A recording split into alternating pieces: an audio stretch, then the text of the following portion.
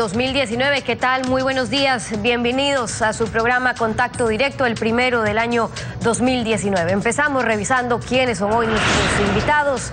Y ya nos acompaña León Roldós, ex vicepresidente de la República, ex veedor a la Auditoría de la Deuda Pública.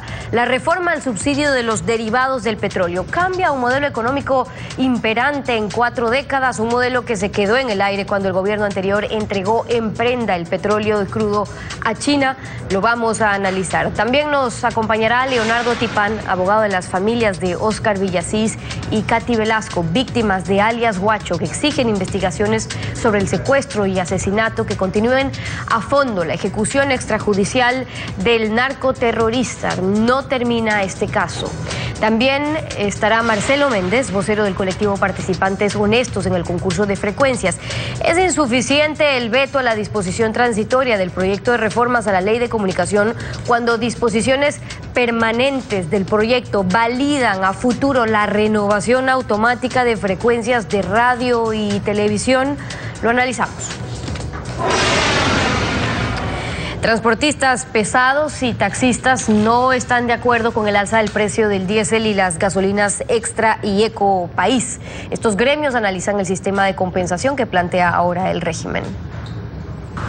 Para evitar que los taxistas legales paguen los 37 centavos adicionales por cada galón de gasolina Extra y Eco País, el gobierno prepara un sistema de compensación mediante tarjetas con un monto cercano a los $100. Es decir, ese es el valor que el Estado entregará a cada taxista mensualmente. Así lo explica el ministro de Energía y Recursos Naturales No Renovables, Carlos Pérez García. Nosotros vamos a tener la tarjeta que nos va a decir, vea, llenó el cupo del 100% de los 270 o le sobró cupo de los 270 o se excedió del cupo de los 270. Entonces eso nos va a dar a nosotros un margen, pero no vamos a poder probablemente compensar todo lo que los taxistas requieran. Y es por ello que al gremio de taxistas no le convence del todo este mecanismo, aunque se reunieron con autoridades del gobierno. Carlos Brunis, presidente de la Unión de Cooperativas de Transporte de Taxis en Pichincha, afirma que definirán una postura sobre la propuesta del régimen. No es cuestión de que el dirigente de buenas a primera acepte todo lo que nos quieran imponer. Inclusive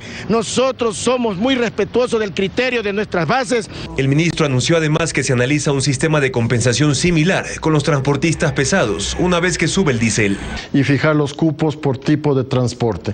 Con el diésel tenemos un poquito más de plazo hasta el 15 de enero, que sería la fecha en que entra en vigencia los nuevos precios del diésel. Mientras tanto, los representantes de la Federación Nacional de Transporte Pesado del Ecuador se reunieron para analizar el anuncio del gobierno de aumentar el diésel a partir de enero de 2019, una medida que rechazan. No queremos ningún subsidio, pero que se suba en la magnitud que se está subiendo el diésel los fletes del transporte pesado ecuatoriano para que se sinceren los precios de la economía, si ese es el espíritu del gobierno. Este gremio también se reunirá en una asamblea con todos sus miembros a escala nacional para tomar decisiones sobre el alza de los combustibles que aplica el gobierno.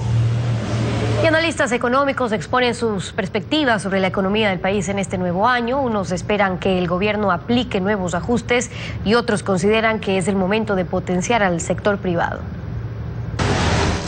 Si el 2018 fue el de la eliminación de los subsidios, el 2019 podría aprovechar la viada, considera el exministro de Finanzas, Fausto Ortiz. Falta el tema del gasto corriente. Ojalá el gobierno empiece a ajustar ciertas gastos, bienes y servicios de consumo del gobierno, y hay que chequear si el gobierno se atreve a corregir el tema de impuestos que aparentemente viene conversado con el Fondo Monetario, sobre todo el tema del IVA, si lo va a hacer el 2019 o si lo va a hacer quizás de cara al presupuesto del 2020. Y que un acuerdo con el Fondo Monetario Internacional está cada vez más cerca, comenta. Parecería que estas medidas están en concordancia con lo que el organismo internacional podría solicitarle al país. Son las medidas que necesitas tomar, porque no es posible que tengas que financiar el déficit con deuda y que el déficit exista porque hay subsidio de combustibles. Al final del día estás financiando o estaba financiando los subsidios de combustibles con endeudamiento.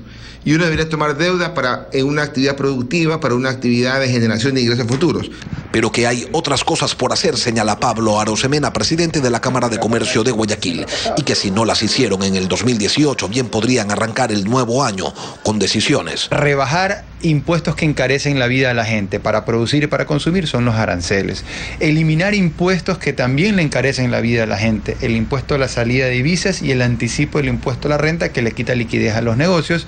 Y por último, avanzar hacia una gran reforma laboral que permita ampliar el mercado formal de los trabajadores. Arosemena considera que en el tema fiscal no hay mayores diferencias con lo que se hizo en la década pasada, y sobre las últimas medidas económicas, bueno. Hasta aquí las medidas yo te diría que son como fuegos artificiales. Suenan bien, lucen bien y distraen la atención de la gente de ese año viejo que se está quemando. Así, el 2019 viene cargado de expectativas, más aún tomando en cuenta que hay 9.000 millones de dólares de servicio de deuda que se tiene que honrar. Y dinero a esta hora es lo que falta. La actualidad, los protagonistas, el análisis y la información en Contacto Directo. ¿Qué tal, Lenín? Buen día, feliz año, ¿cómo te va? Muy bien, Estefi, amigos televidentes, un buen día para todos ustedes y por supuesto un feliz año también. La reforma al reglamento que regula el subsidio a los combustibles, manteniendo focalizaciones, disponiendo liberaciones y creando una reserva para el gobierno proveniente de derivados del petróleo mientras el crudo está entregado como prenda de los créditos chinos, podría convertirse en un verdadero cambio al modelo económico del Ecuador. Lo analizaremos con León Roldós, ex vicepresidente de la República y ex legislador. Doctor, buenos días, bienvenido a Contacto Directo. Muy gracias, buenos días, mi saludo a todos los ecuatorianos, deseándole lo mejor el 2019. Durante más de 40 años el Estado ha regalado los combustibles a usuarios nacionales y extranjeros, pero ahora, en dolarización, necesita una reserva propia porque las reservas internacionales del país son de los depositantes de los bancos y de los trabajadores afiliados al IES. ¿Esta reserva la necesita el gobierno para nuevos créditos y no caer en cesación de pagos? A ver, yo quisiera puntualizar algo. En la economía hay que tomar decisiones que las racionalizan, pero las racionalizan en todos los sentidos. No es solo decir el problema son los combustibles. Es verdad que tenían precios por debajo de los costos nacionales e internacionales, pero hay muchos precios en el Ecuador que están por encima de la racionalidad. Entonces tiene que ser una visión objetiva global. Y en el caso concreto de las compensaciones, tiene que haber compensaciones efectivas. Aquí estamos elevando el precio de los combustibles como endeudándonos más, es para cubrir los huecos de la corrupción. Por eso hay algunos que desde el gobierno usan la frase, es que hay que pagar la farra. La farra no ha sido de todos los ecuatorianos, ha sido principalmente de los que estuvieron en el gobierno y sus entornos. Ha sido la farra de la corrupción. Y entonces no puede ir lo uno sin lo otro. Por ejemplo, en la frase aquella de que hemos nosotros recibido créditos de los chinos y los debemos y no podemos en este rato pagarlo y no podemos liberar el petróleo. No, aun cuando le paguemos a los chinos todos, son dos operaciones diferentes. Uno es que los chinos nos dieron créditos supuestamente por la cobranza de petróleo.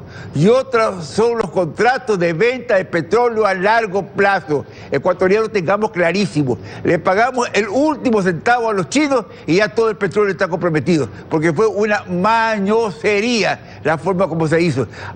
A los ecuatorianos en general les vendieron la idea, es que hemos prevendido el petróleo, es que los recursos son por lo que vendimos. No, hicimos dos cosas. Nos endeudamos con los chinos, puro y simplemente, y dijimos que le íbamos a pagar con el petróleo. Pero el petróleo lo vendimos por separado. Le pagamos a los chinos y todavía no liberamos el petróleo. Esta es la corrupción que tiene que abrirse. Y el gobierno, no sé por qué, así de claro, no tiene la transparencia que requiere el Ecuador para abrir la llaga. ¿Que hay que tomar medidas económicas? Seguramente sí, pero con racionalidad, pero abriendo la llaga de la corrupción. No podemos seguir en el tonteo de declaraciones sueltas, que sí, que no, que contra este, que contra el de acá, da la impresión de estar en una muralla del poder. Apenas se abre un poquito para botar un cadáver afuera. se bota un cadáver. El último es la señora Vicuña. Ya, no es así. Así no son las cosas. La transparencia tiene que ser total en el Ecuador. Ese es el requerimiento de los ecuatorianos. Y precisamente en aras de esa transparencia y tomando en cuenta que las reservas internacionales están constituidas con fondos que corresponden a los trabajadores del IES y a los depositantes de la banca, es necesario que el gobierno empiece a alimentar esa reserva. Sí, como usted bien señala, no se puede con plata del petróleo, pero sí con la plata que se está recuperando vía eliminación o reducción de subsidios a los combustibles. Sí, y también pagar las obligaciones. El sujeto más moroso del Ecuador se llama el Estado ecuatoriano. Le debe a todo el mundo. Y esto también se vincula con práctica de corrupción.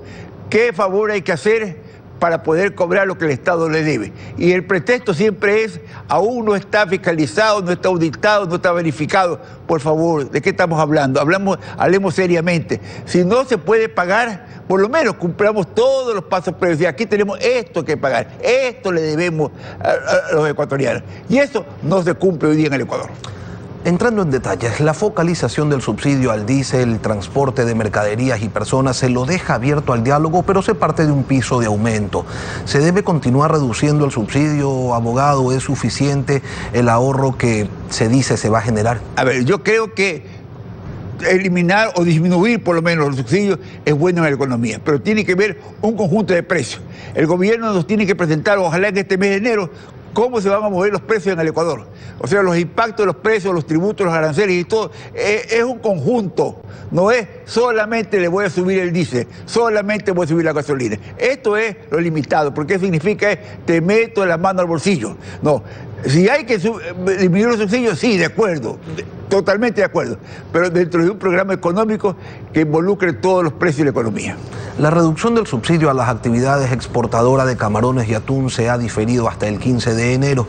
¿Se necesita de un periodo de transición? A ver, creo que sí, pero ahí siempre son los controles, porque el problema de los subsidios a la producción de camarones y otras formas de subsidio a la producción tiene una desviación. Como el diésel, como los combustibles salen direccionados justamente para pirateo. Eso es lo que el Estado hasta ahora ha sido impotente de controlar. Hay un huequito y por ahí sale todo, sale ilegalmente todo. ¿Pero en qué medida han cambiado atuneros y camaroneros a la electricidad por el diésel? Recordemos que durante 10 años se habló del cambio de la matriz energética de los sectores productivos y específicamente de estos. En la sierra, por ejemplo, el sector floricultor no usa diésel, tampoco electricidad. Claro, no. Solamente los sectores industriales que requieren combustibles deberían estar sujetos a un control adecuado en cualquier forma de subsidio. Tiene que ir disminuyendo los subsidios en el Ecuador, porque acá, de acuerdo, 100%, pero racionalizando los precios en el Ecuador. La liberalización de la importación y de la venta de combustibles es factible cuando existe un monopolio estatal de almacenamiento. A ver, yo creo que siempre tendrá que haber control estatal, pero por ejemplo, el Ecuador, si transparenta esta barbaridad que se hizo con los compromisos de preventa de petróleo. Insisto, no fueron créditos amarrados al petróleo, fueron créditos por un lado y por otro lado venta de petróleo. Yo creo que eso tiene que desmontarse. Y el gobierno chino, que fue el que permitió esa barbaridad junto con la corrupción en el Ecuador, tiene que ayudar a desmontar esto para liberar el petróleo que el Ecuador tiene comprometido. Y ahí podemos llegar a racionalidad. Pero justamente con China acabamos de firmar un nuevo préstamo, ¿no? Sí, el problema es otro. El problema es que China, frente a todas las denuncias, a esta denuncia, a los créditos para obras que son insatisfechas en cuanto a su calidad, prefiere darnos algo más de dinero. Y con eso, perdóneme, está el tapón en la boca. Yo creo que tiene que haber una conversación, un diálogo realmente serio, constructivo con la República Popular China. Ahora, usted dice siempre debe haber control estatal, pero una cosa es el control, otra cosa es el monopolio. Así es. Tiene que haber control, tiene que haber verificaciones oportunas, transparentes, y eso no hay en el Ecuador. ¿Debería entonces liberalizarse también el almacenamiento, que cualquiera pueda importar, almacenar, y allí sí entramos con fórmulas a determinar el valor de los combustibles? Y bajo control. El tema siempre es el contrabando, siempre es la desviación.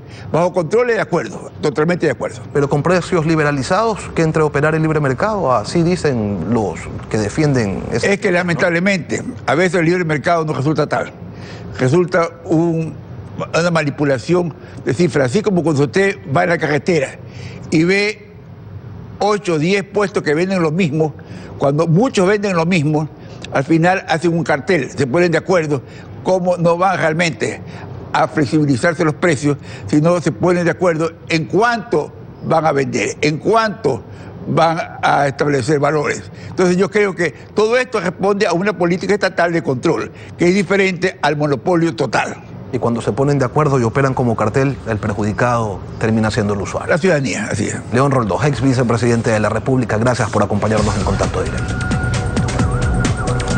Son las 7 de la mañana con 16 minutos con ustedes. Tiempo de hacer una pausa y cuando regresemos en Contacto Directo estará Leonardo Tipán, abogado de la familia de Óscar Villasís y Katy Velasco. Las víctimas del secuestro y el asesinato de alias Guacho exigen una investigación completa, pero además convincente. En pocos minutos estamos de vuelta. No se vayan.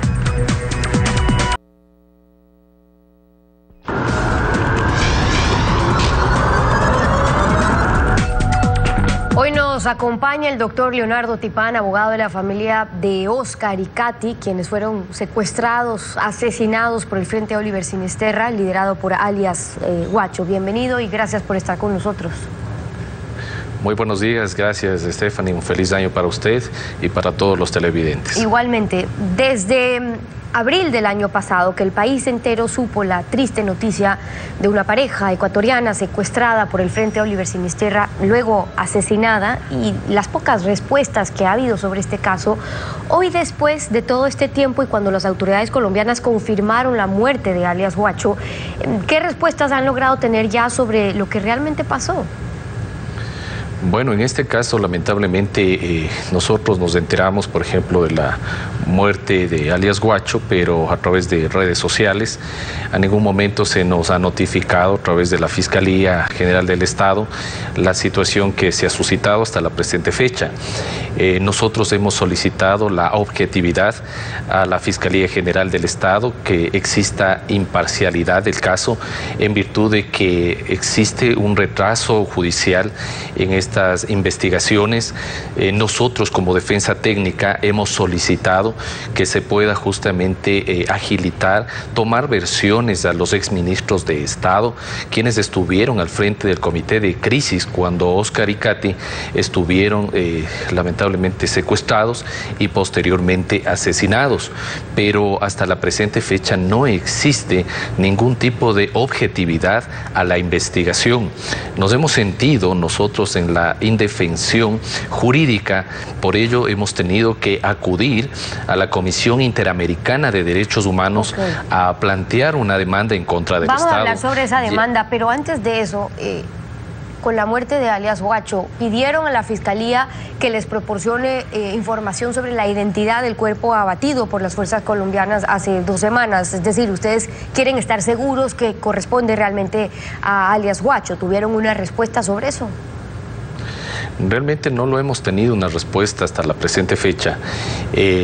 Tal vez no sabemos si es que tal vez la Fiscalía de Colombia aún no ha remitido la información respectiva a la Fiscalía General del Estado, y por ese es el motivo que de pronto no tenemos la respuesta, porque nosotros hemos insistido de que se nos proporcione toda la información a fin de poder nosotros tener la seguridad que es el cuerpo de alias Guacho y es la persona de quien se trata, el tipo de delito de acción en el cual fueron víctimas Óscar Villasís y Katy Velasco. Y pidieron también antes la desclasificación de los documentos sobre todo lo que involucra el caso de Óscar y Katy. Esa autorización ya se dio. ¿Qué se encontró?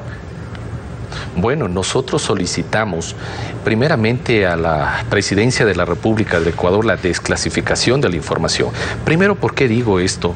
Porque en este tema nosotros nos hemos sentido totalmente aislados de este caso, ya que no se ha dado la respectiva importancia por parte del Estado ecuatoriano para que se nos proporcione también la desclasificación de la información, todo lo que se hizo. El 1 de agosto del 2018 nosotros presentamos ante la Presidencia de la República que se nos proporcione toda la información y la desclasificación de la misma. Hasta la presente fecha, son 6 meses y no se ha entregado absolutamente nada. Ha habido un silencio total por parte de la Presidencia de la República, y como así también hemos solicitado nosotros a la Asamblea Nacional que se desclasifique la información o se nos proporcione toda la información que exista con respecto a la investigación que el gobierno ecuatoriano lo hizo. O sea, investigación, pero también algunos otros elementos. Por ejemplo, pedían la desclasificación de un video en el que constaba en la cadena de custodia que podía probar en efecto si Óscar y Katy estaban en San Lorenzo, qué pasó con la motocicleta que estaba en custodia, el hotel donde habían estado. ¿Qué saben de todo eso? Bueno, nosotros en sí no tenemos ningún tipo de información, no tenemos nada absoluto, ya que la misma Asamblea Nacional nos indicó en su respuesta, aquí tenemos en el oficio, donde no existe información a la desclasificación que nosotros hemos solicitado. No hay información, por eso no hay cómo desclasificar, porque si no hay información, no hay desclasificación. Y por ello es el motivo en lo que nosotros justamente no tenemos absolutamente nada en nuestras manos y no tenemos respuesta por parte de la Presidencia de la República hasta la presente fecha, en virtud de que nuestra presunción como defensa técnica es que no hay ningún tipo de información al rescate que se realizó por parte de los miembros del Estado ecuatoriano, quienes estaban a cargo para encontrarles con vida a Óscar y Katy. Por ello no nos dan hasta la presente fecha ningún tipo de información. Por ello nos hemos sentido nosotros en la necesidad de acudir ante la Comisión Interamericana de Derechos Humanos, ya que no sentimos nosotros una seguridad jurídica. Los familiares hemos estado pidiendo al presidente de la República afuera del Palacio de Carondelet que se nos escuche, que se nos atienda y que se nos despache el pedido de desclasificación a la información. Con familiares también en aquellos plantones pidiendo explicaciones, pero la presunción es que la que tienen ustedes es que el Estado ecuatoriano no hizo nada para buscar, para rescatar con vida a Óscar y Katy. Ahora, siendo una situación tan delicada, además que comprometía la seguridad nacional, ¿cómo esperan probar esa aseveración? Digo, como para acudir a instancias internacionales, como lo han hecho ante la Comisión Interamericana de Derechos Humanos. Bueno, nosotros hemos podido observar dentro de las investigaciones que Katy y Óscar estuvieron en un territorio ecuatoriano, estuvieron en San Lorenzo, y que realmente, a pesar de que hubo el estado de excepción, justamente nunca se pudo determinar, no se pudo determinar con exactitud de que ellos viajaron a Colombia y que en sí ellos estuvieron aquí en el Ecuador, ellos fueron secuestrados en Ecuador, y que lamentablemente en esta situación ahora lo que se trata es de querer tapar una verdad y manifestar de que la culpa, la responsabilidad es del Estado colombiano. Eso es lo que nosotros nos hemos dado cuenta. Existen omisiones por parte del Estado ecuatoriano porque a sabiendas de que realmente ellos estaban justamente retenidos. Óscar y Katy solicitaron primeramente que la liberación. Ellos fueron confundidos con como agentes de inteligencia. Nunca se desmintió por parte del Estado ecuatoriano que ellos no eran agentes de inteligencia, eran 2 ecuatorianos, 2 personas, 2 ciudadanos más que solicitaban la ayuda, la liberación, y que no querían correr con el mismo peligro lo que pasó con los 3 periodistas asesinados por alias Guacho, y esa era la petición, pero a ningún momento se desmintió por parte del presidente de la República ni de ningún ministro de Estado que efectivamente ellos no eran agentes de inteligencia. Ese fue el motivo, y por eso la tortura realmente que se hizo a través de la necropsia de Colombia, se pudo establecer de que Katy y Óscar fueron vilmente torturados antes de que ellos puedan morir. Ahora, ustedes Esa fue temen la situación. que con la muerte de alias Guacho se quiera archivar ya este caso, y para ustedes todavía, ¿qué está pendiente? Me refiero para los familiares de Óscar y Katy, porque además para las familias de ellos se ofreció ayuda por parte de las autoridades. ¿Y qué ha pasado con eso? hasta la presente fecha, primero, nosotros debemos darnos cuenta de que aquí lo que se ha querido endosar es una responsabilidad directamente por acción a quien fue alias Guacho. Y luego no se quiere reconocer ningún tipo de omisión. Todas las versiones que se ha dado a través de los exministros de Estado, todos han hecho lo mejor, pero nunca fue algo objetivo que Fiscalía hasta la presente fecha no se ha demostrado su responsabilidad. Además de ello, debo también manifestar que hubo un ofrecimiento por parte del Estado ecuatoriano a las familias de Katy y Oscar y que hasta la presente fecha no se ha dado cumplimiento. Se les ofreció un bono, se les ofreció una vivienda y nada de ello se ha dado hasta la presente fecha. Los niños han quedado en orfandad y las familias han tenido justamente que ellos asumir. El papá de Oscar sufre de diabetes y lamentablemente no se le ha proporcionado con insumos. La familia de Katy, la niña Valentina, tuvo que pasar todas estas navidades lamentablemente sin sus padres en virtud de esta situación. Por ello, el Estado ecuatoriano ha quedado en un total silencio.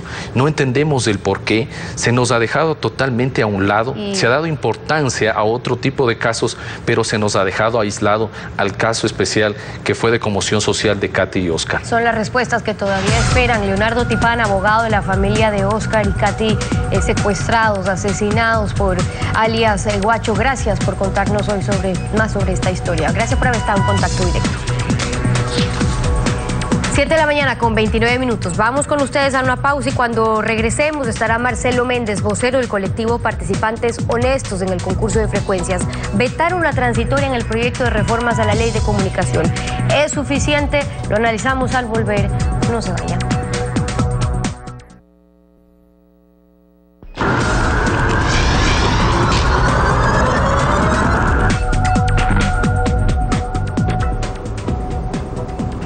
El secretario de Comunicación Andrés Michelena anunció en contacto directo que el presidente de la República vetará la 8ª disposición transitoria del proyecto de reformas a la ley de comunicación que ordena la inmediata renovación automática de frecuencias de radio y televisión.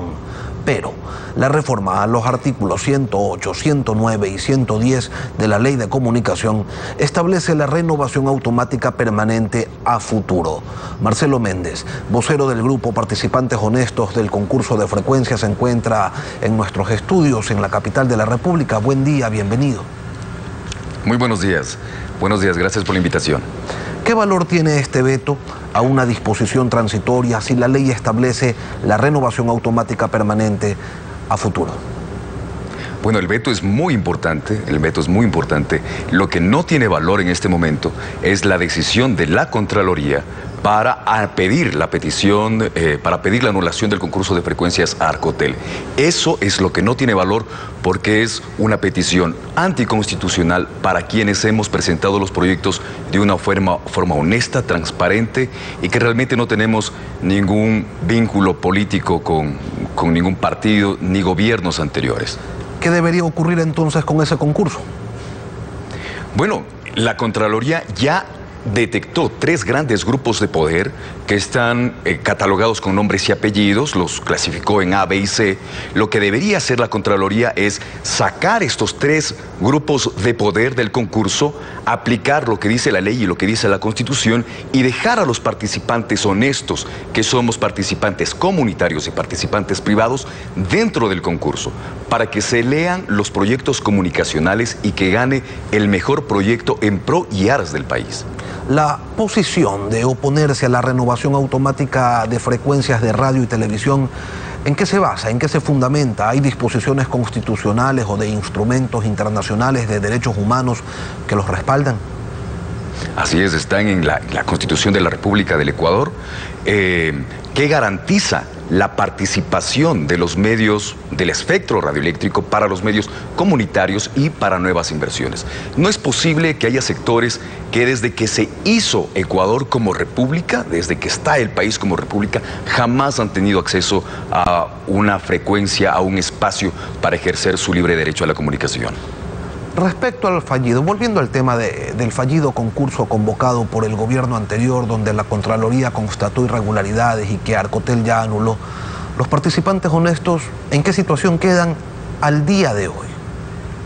Bueno, nosotros somos los perjudicados de este llamado del Estado para presentar proyectos, para tener este espacio en el espectro radioeléctrico, y nosotros quedamos en este momento en la indefensión. Cuando la Contraloría ya, hizo el borrador del informe de este examen en agosto del año pasado, estos tres grandes grupos de poder sí tuvieron acceso a una defensa. Los más de 840 participantes que en este momento estamos en la indefensión, no nos dieron esa opción para defender nuestro proyecto, para defender nuestra participación. Sin embargo, a estos tres grandes grupos de poder sí se les dio ese espacio. Nosotros somos en este momento los perjudicados, pero el gran perdedor de anular el concurso de frecuencias es el Estado ecuatoriano, el país. Los jóvenes y niños que van a tener que ver 20, 30 o 50 años más los mismos contenidos en los canales y radios de televisión, y los canales y radios. Pero legalmente, ¿cuál es el camino a seguir o ya se han agotado todas las instancias? Bueno, nosotros como colectivo, tanto los medios comunitarios como los participantes privados, hemos tomado toda la asesoría jurídica necesaria para defender, para exigir que nuestros derechos sean respetados, los derechos que están consagrados en la Constitución. Pero cuando ustedes le dijeron al Contralor que no los metan a todos en el mismo saco, que una cosa son esos tres grandes grupos en donde se identificaron un sinnúmero de irregularidades y que otra cosa son los participantes que cumplieron con los requisitos, que participaron, que presentaron toda la documentación y que accedieron de manera legítima a una frecuencia, ¿qué les respondieron? ¿Qué les dijo? Bueno, la Contraloría mismo se contradice, porque la Contraloría en el informe de agosto comentó claramente que quienes no hayan sido considerados dentro de ese examen serán considerados en exámenes posteriores. Y es lo que nosotros estábamos esperando, que se nos considere nuestra participación, que se nos examine cada una de nuestras participaciones en exámenes posteriores.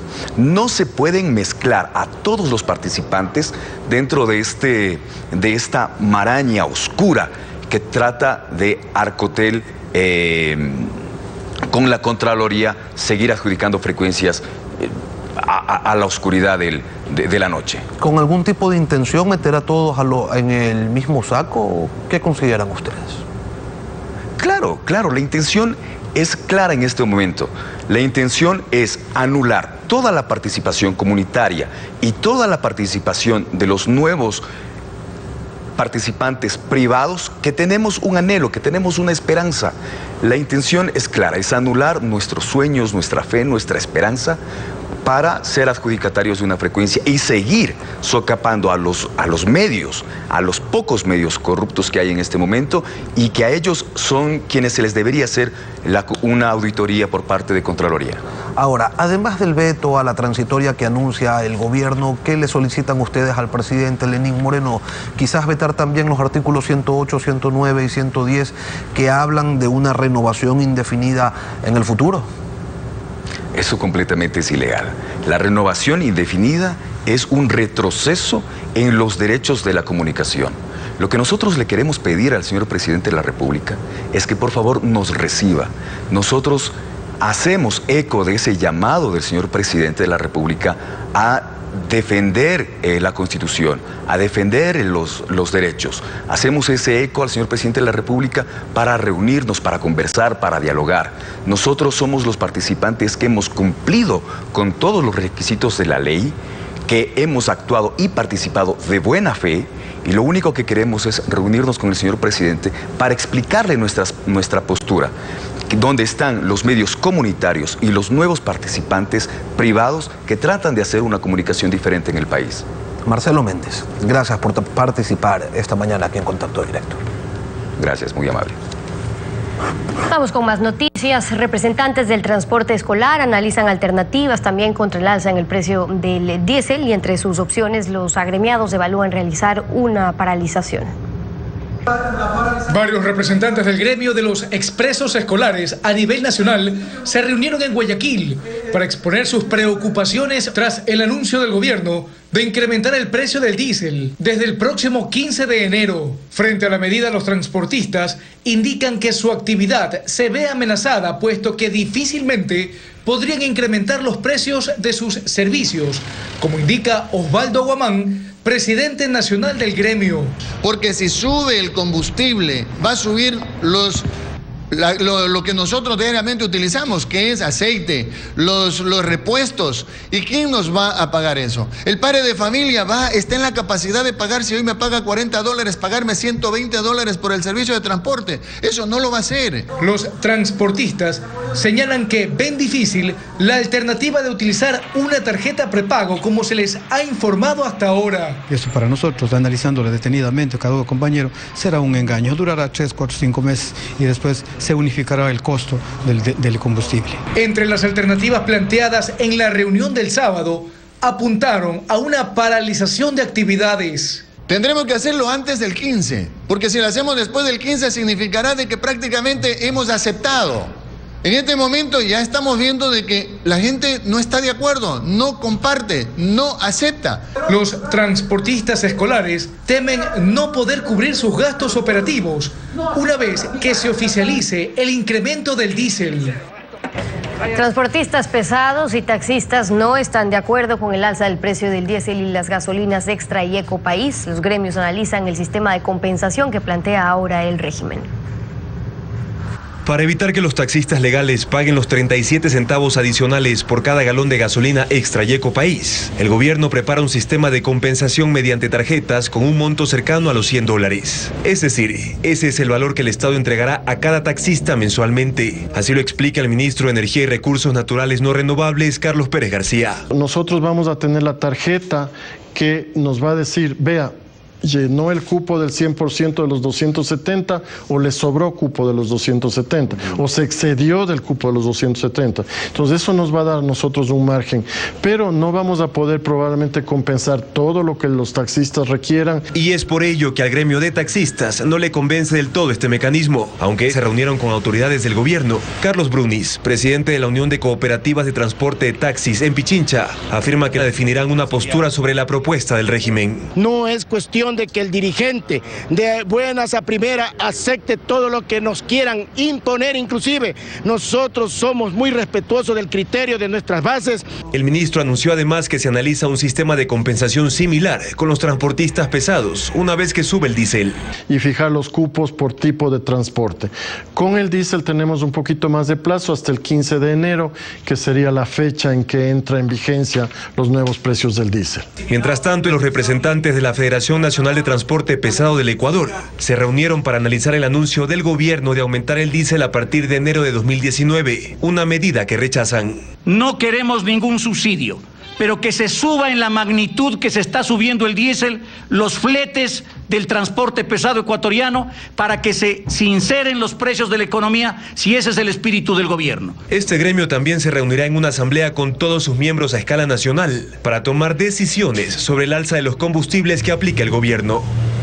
Por su parte, analistas económicos exponen sus perspectivas sobre la economía del país en este nuevo año. Unos esperan que el gobierno aplique nuevos ajustes y otros consideran que es el momento de potenciar al sector privado.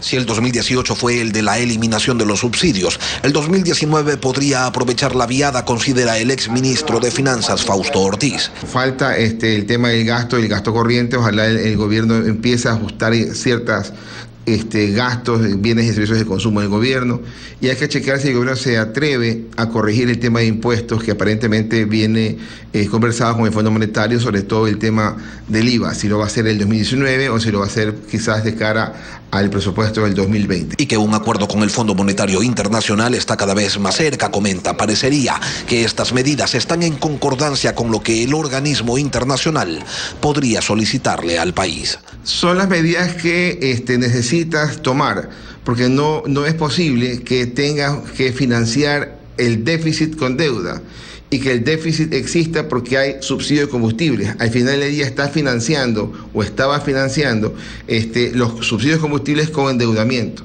y uno debería tomar deuda para una actividad productiva, para una actividad de generación de ingresos futuros. Pero que hay otras cosas por hacer, señala Pablo Arosemena, presidente de la Cámara de Comercio de Guayaquil, y que si no las hicieron en el 2018, bien podrían arrancar el nuevo año con decisiones. Rebajar impuestos que encarecen la vida de la gente para producir y para consumir son los aranceles. Eliminar impuestos que también le encarecen la vida de la gente, el impuesto a la salida de divisas y el anticipo del impuesto a la renta que le quita liquidez a los negocios. Y por último, avanzar hacia una gran reforma laboral que permita ampliar el mercado formal de los trabajadores. Arosemena considera que en el tema fiscal no hay mayores diferencias con lo que se hizo en la década pasada y sobre las últimas medidas económicas. Bueno. Hasta aquí las medidas yo te diría que son como fuegos artificiales. Suenan bien, lucen bien y distraen la atención de la gente de ese año viejo que se está quemando. Así, el 2019 viene cargado de expectativas, más aún tomando en cuenta que hay 9.000 millones de dólares de servicio de deuda que se tiene que honrar. Y dinero a esta hora es lo que falta. Y con eso estamos despidiendo esta emisión de Contacto Directo. Gracias por su sintonía y los esperamos mañana. Vamos a iniciar con muchos ánimos esta corta primera semana del 2019.